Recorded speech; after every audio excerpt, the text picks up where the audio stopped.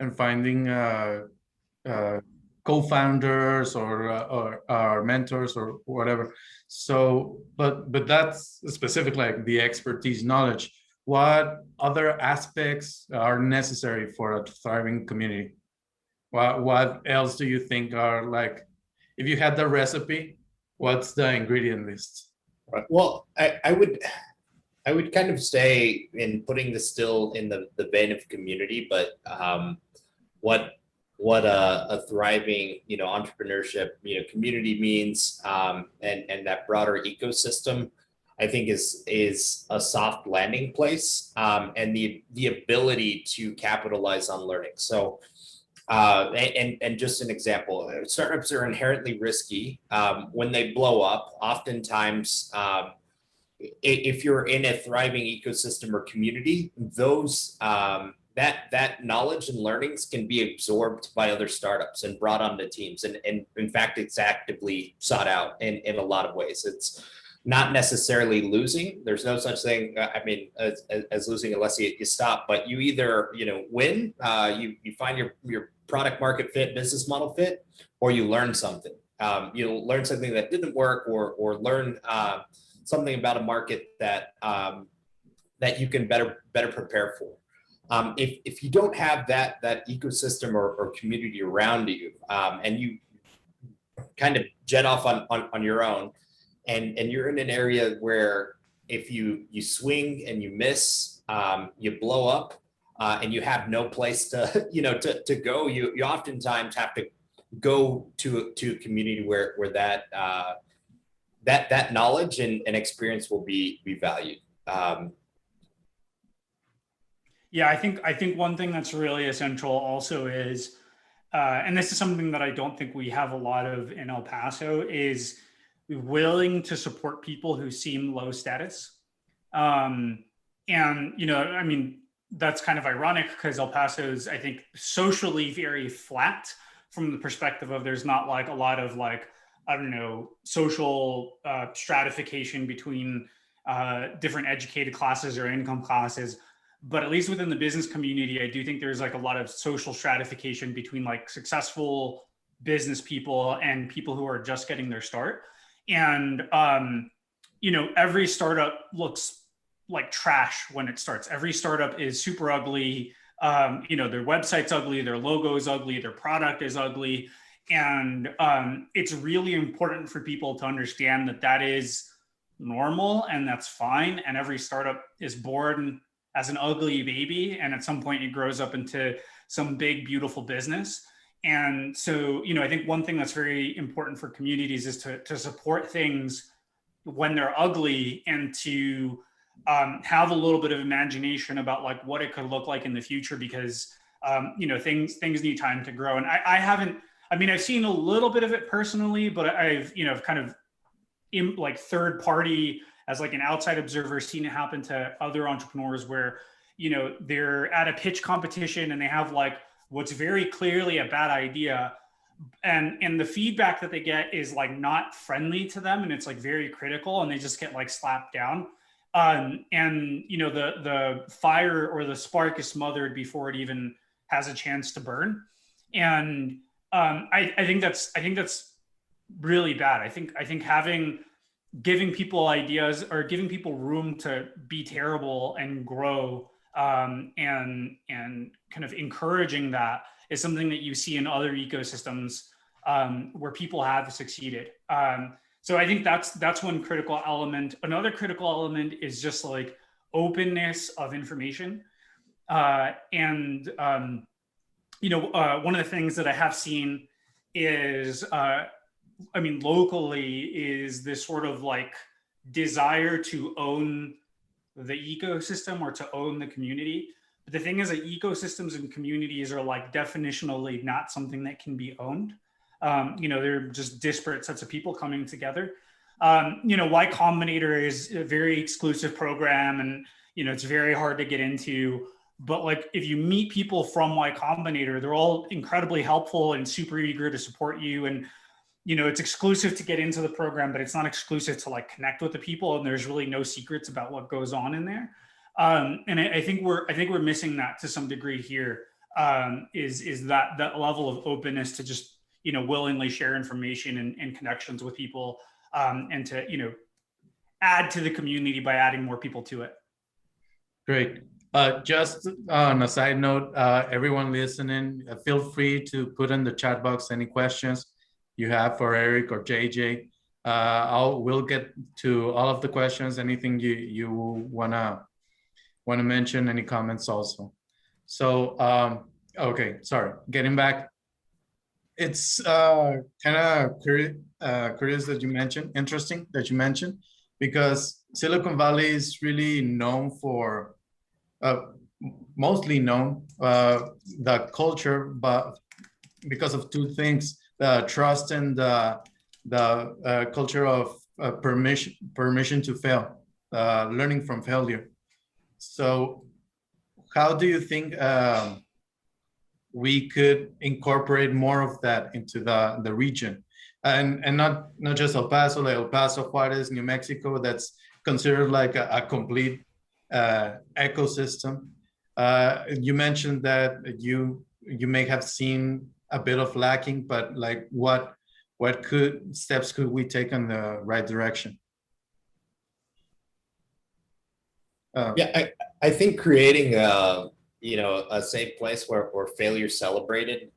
So Brent Feld, from Techstars has a book, Startup Communities, which is really interesting, but kind of one of the concepts and takeaways, around that, what they did in Boulder was actually have failure parties, right? So when a startup was closing, they share lessons learned, they read the post-mortem, of what went wrong, but also it's a big party and celebration, on to what's next. And I think, a little bit, Erik was kind of mentioning it. It's that we tend to over-index to at least within the community at times to projects or people that have some level of success, already, and credibility, versus, some of those out there wild, ideas. And, there is that sense too, where I think, and I think Reid Hoffman, said it, if you aren't embarrassed,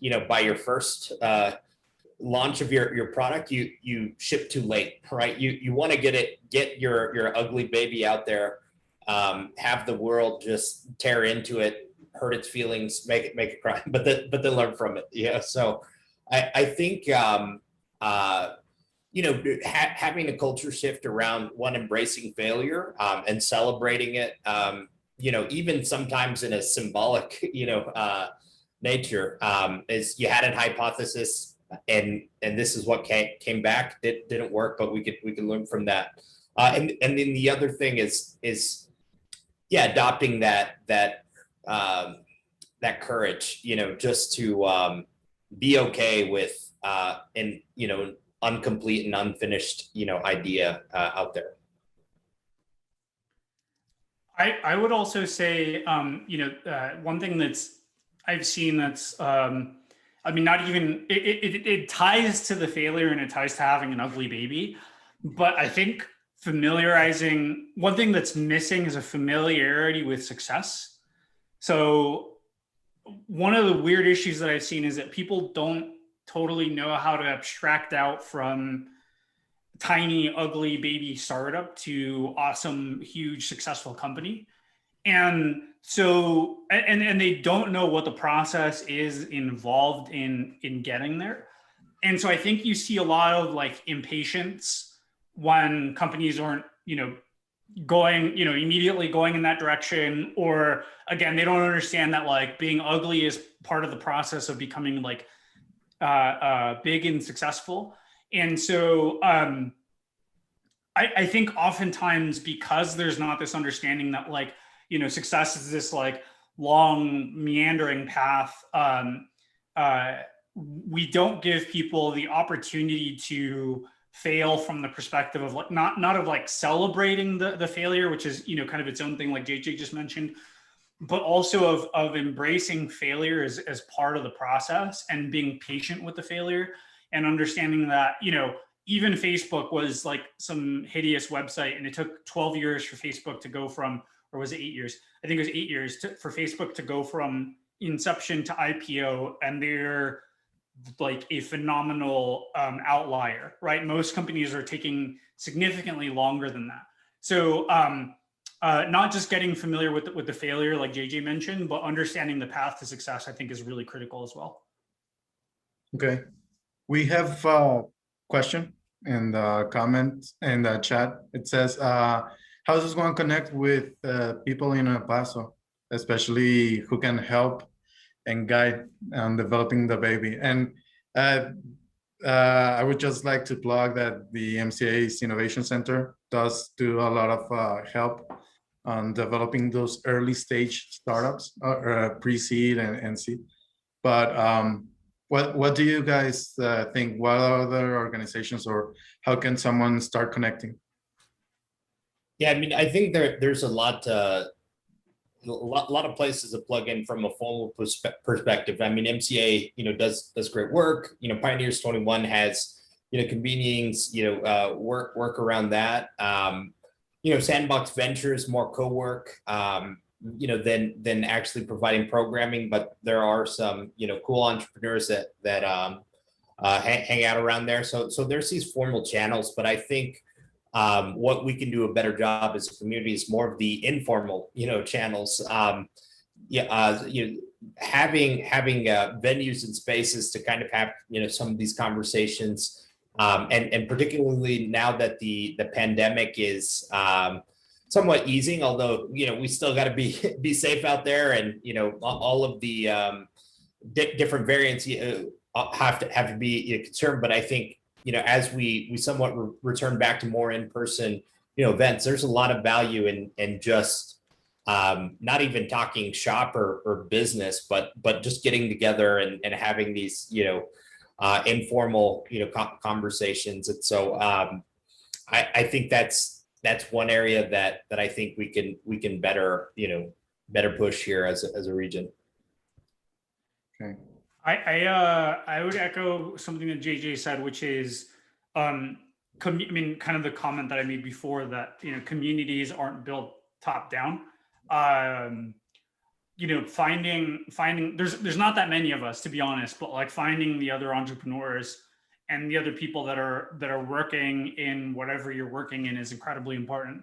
So if you're in the food and beverage industry, finding the other people that are in the food and beverage industry. If you're working in tech, finding the other people that are working in tech, and just connecting with them. It's like central places to me are great for particular things, but when I need advice on something, the first people that I'm calling up are people that I've just become friends with, and I think that's really what a community is. Okay. Now, you mentioned previously, Erik, about getting to know I'm gonna rephrase it a bit, getting to know like the whole process, like from the ugly baby to the successful story. One of the key insights I liked about the entrepreneurship ecosystem is that you had access not just to the up and coming entrepreneurs, the ones that had just the idea. You also had access to the successful ones, to talk with good businessmen, that serial entrepreneurs and people that already have that success, and not just mentor, just like connect and understand their success and understanding the general process. That's something that really kind of expands on what you were saying. So how do you see that playing out here in El Paso? Like you already mentioned accepting the ugly babies, but also like accessing the successful businessmen. How do you see that becoming? Yeah, I mean, we don't have, I think one of the worst things for our ecosystem and our community is that we don't have one of those success stories. And I think that's what makes some of these things that I mentioned difficult. So, if I was getting started and was looking for these sorts of role models, I would very aggressively look to people outside of El Paso, maybe people who are from El Paso building in other places, or just connecting to people in the industry that I'm in, to try to find those models and those mentors, and working as hard as possible to succeed here, so that way we do have the local model and the local mentor. But there's people who are successful business people, like in whatever construction or real estate or finance or whatever industries that we have here in town, and I've met a bunch of them, and they're very nice people. But I think it's if you don't understand the process specifically of like the specific industry, like it's all just kind of like generalized advice.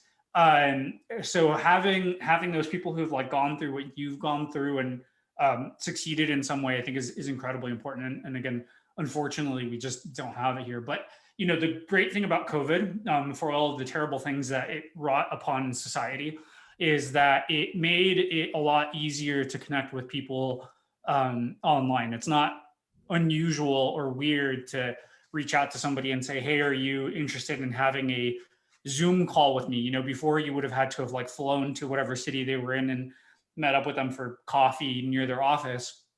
But now people are down to just like meet over phone call. So taking advantage of that, I think is something that everybody can do. And you can take those learnings and share them with your friends here. Okay. JJ, do you have anything else to add?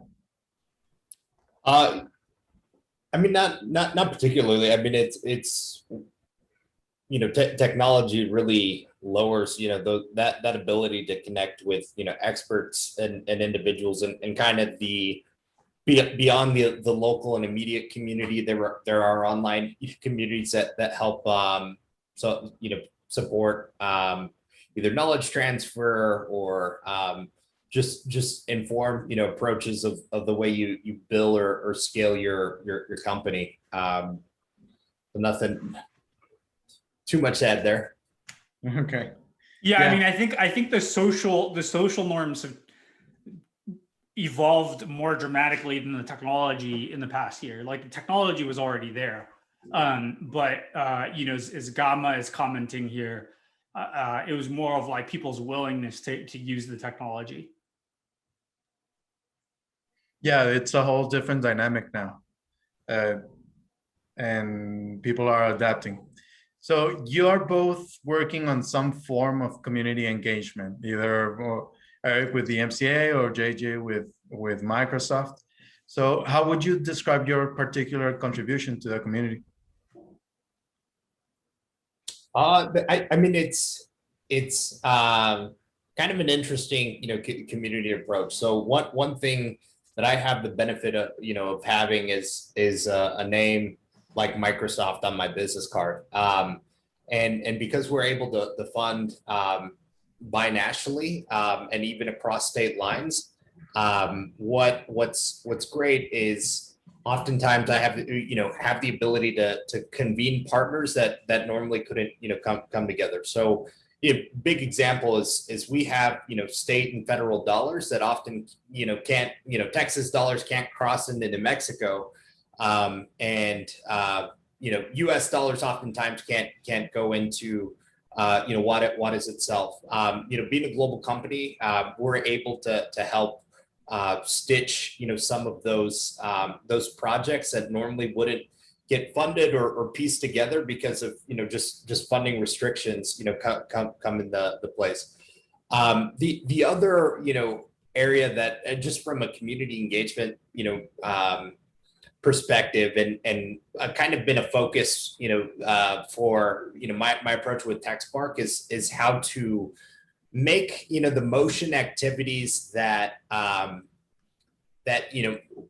often am kicking off or assembling with Microsoft through either seed funding or just the ability to convene partners, having them be owned ultimately by the community. So an example of this, our region, we didn't have a computer science teachers association here.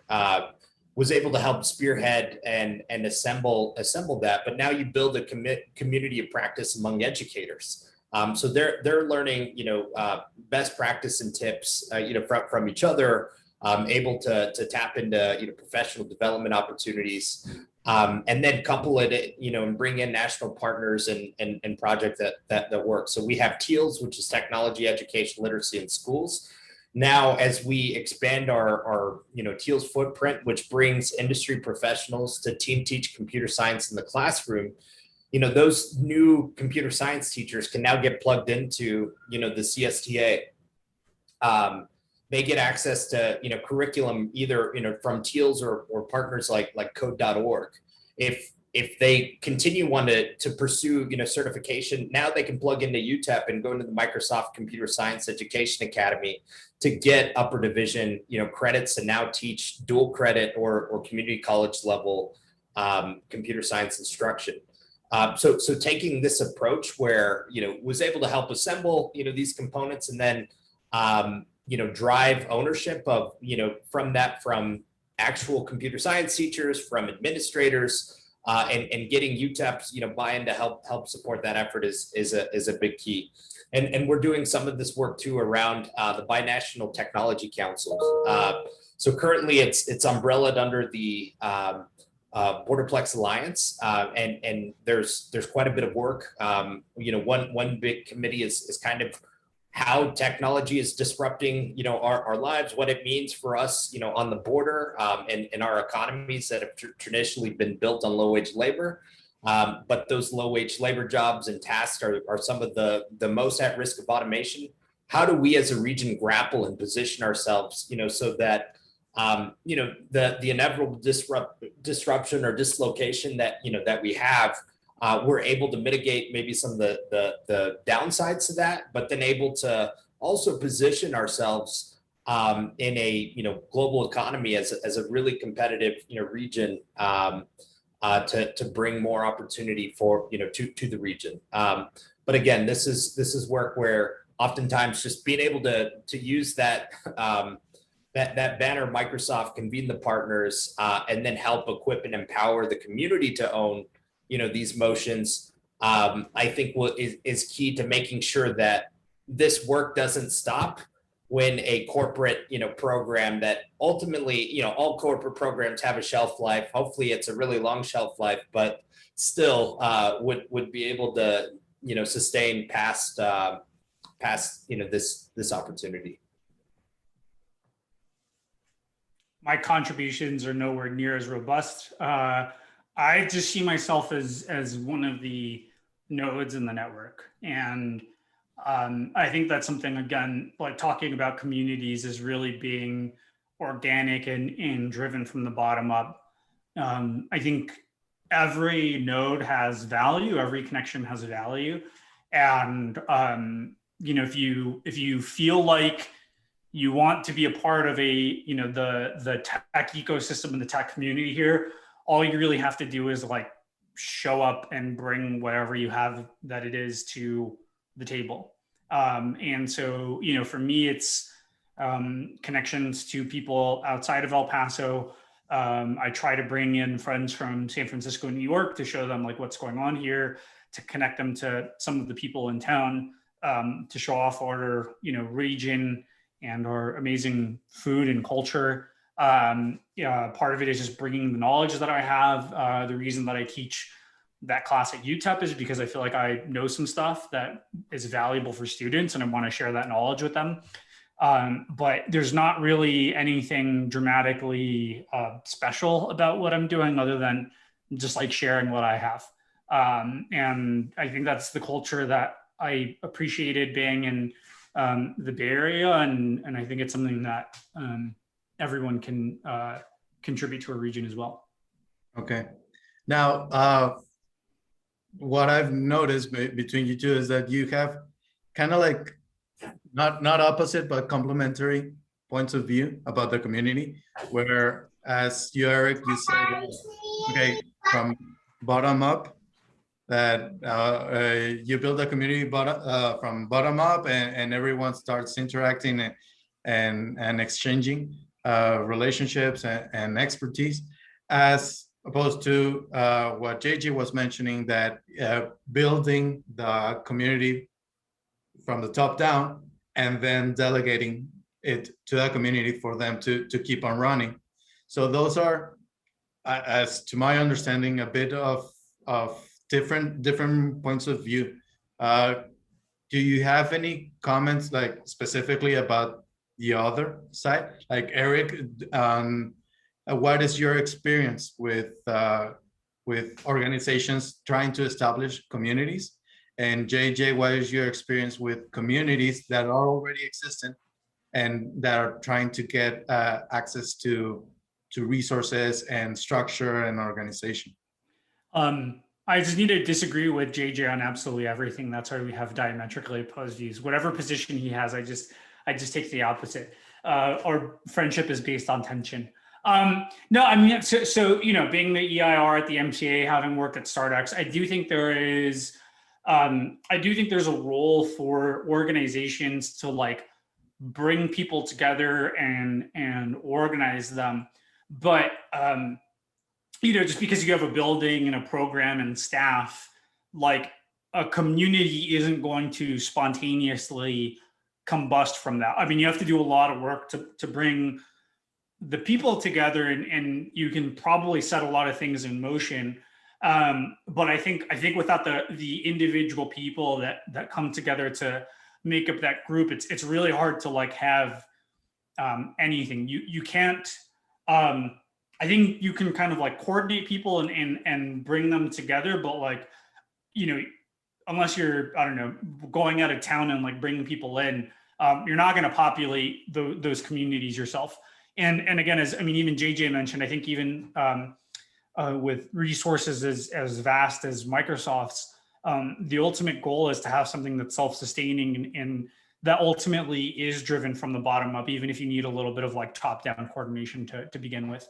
So I think sometimes it's, you know, these organizations are great for getting things started and kind of kicking off the process.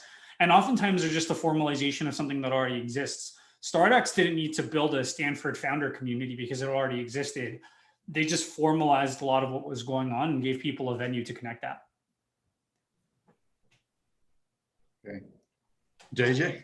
Yeah, no, I mean, Erik kind of hit the nail on the head. We're diabolically opposed to each other, and can't agree on anything. On anything ever. No, but it's not mutually exclusive. And we actually do a lot of, you know, grassroots support in terms of helping build community. The thing is that you need work from the top, you know, from the bottom and sideways, you know, of continue to expand, you know, personal networks on that. I think the important things, you know, even from a grassroots perspective, is understanding what resources are out there. What are, you know, the places where you can plug in and, you know, best make your contribution or even you know, connect with. And so it does take both. I mean, just as an individual, if you're wanting to learn about a pre-seed stage, I mean, at MCA, it's probably great, you know, the best place to start, you know, here in town. If you're an established, you know, automotive supplier, you know, something like the Bridge is a good place to plug in, because that's where that community has really been built around, is on this, you know, this maquiladora, you know, system. So having those institutions are in place is really important, but making sure that the bottom and you know, down to the individual node understands what resources are available is also, you know, super key. And once you have those nodes, you know, kind of plug in, and there's this overlap between, you know, all of the you know, the programs as well, you kind of get a, you know, a natural ad hoc, you know, community that goes, you know, that evolves on its own without a lot of you know, personal direction or you know, centralized, you know, control, because you can't own a community. You could help facilitate and support a community, but at a certain point, the community will ultimately decide what direction it should take. Okay. And again, talking about the specific region, Borderplex community, uh, how do you see that? What trends do you see happening for the next 5 years? Where do you think that community is heading, and or what is the vision that it has, and what are the steps to get there? I mean, there's a couple like really big, trends that all kind of gone to, consolidated this past year. One USMCA agreement kicked off July 1st, 2020. And so that creates a lot of incentives, for companies to, just source more of their supply chain, from North America. And then with COVID, kicking off, we saw how fragile supply chains were. And the strategy, companies and were often taking were a single source, but super efficient and low cost. And that typically meant, East Asia as your product sourcing. But there's, also trade tensions between the United States, China. There's, this shift where when, with a fragile, ecosystem, if your products get stuck in cotton ports, you want to continue to do business. So a lot of companies have shifted from that efficient supply chain to a resilient supply chain model, which is bringing opportunities back to North America. I mean, and especially Mexico from a manufacturing standpoint. But I think it's going to look really, really different. So they're in order to remain cost competitive, I think you're going to see a rise in automation, and even beyond automation, you'll see more autonomous, plants and factories. So that will really shift the type of profile or worker working within these, spaces. So from a workforce development perspective, how do we effectively move our front line into higher orders of thinking or engaging, and working within an autonomous plant, right? So there's a lot of opportunity there. You have these trends where sensors continue to fall, in their cost, and cloud computing and 5G networks allow, supercomputing to be available really anywhere. And so coupled with, sensors and this IoT, application, now the way we conduct a business, conduct trade, all of that becomes a lot more accessible to smaller, medium, enterprises, which typically have more agility to take advantage and disrupt, markets.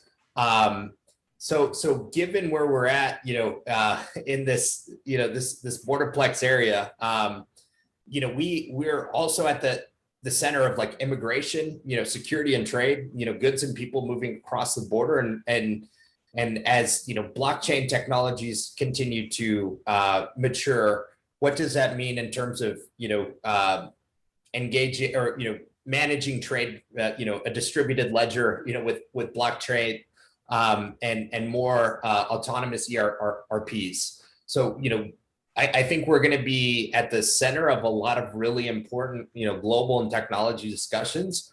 And there are companies in the ecosystem actively trying to address, some of those opportunities, which is super exciting. Great. I see a couple of trends that are going to shape the region and change the face of the networks here. One is that Silicon Valley as a geography is dying.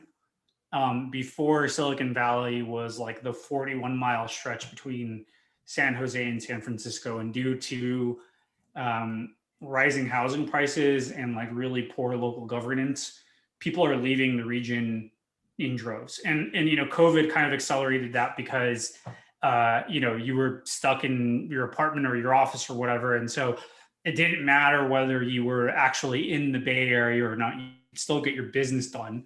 And so, you kind of had this like combination of all these three things getting people to like leave the region. So they're not migrating to El Paso. They're going to, Austin or New York or Miami. If we had a better social media presence in the city, though, maybe they would be moving here. The mayor of Miami essentially Twittered Miami into like a tech hub, which is an incredible feat. If you guys aren't familiar with the work that he did there, search, see what you can find on Mayor Francis Suarez of Miami. It's insane. But what that is doing, even though people aren't moving here, is that it's changed the opportunity for people that aren't in the Bay Area. Before, if you wanted to start a software company or a tech company, you like almost had to move to San Francisco or Palo Alto or somewhere in between. Now you can stay in El Paso. Like, you can stay here, you can stay in Austin, you can stay wherever you're from, and you can connect to investors, you can connect to people with more expertise than you to learn from them. And there's like a viable path to fund it. When I started Pantheon and I started pitching investors in like 2019, the response I got sometimes was like, cool, let me know when you move back to the Bay Area. Now nobody cares. So it's a great time. That is weird. He has some great musical tastes. Can you mute that, whoever that is? Yeah. I can. So I think that's a great opportunity for people that are here in the region, is that you don't have to move anymore and you can build here. And all of those networks are freely available to you. Another thing is that if the city positions itself properly, if you're building a company and you position the city properly, this is actually a very great place to live. I mentioned real estate prices.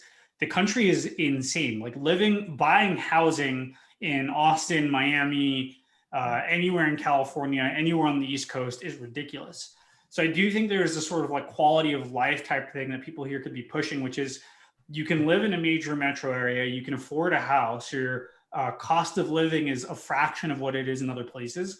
This is actually a really fantastic place to like build a family. And unfortunately for the tech industry, it's not really a great place to build a career.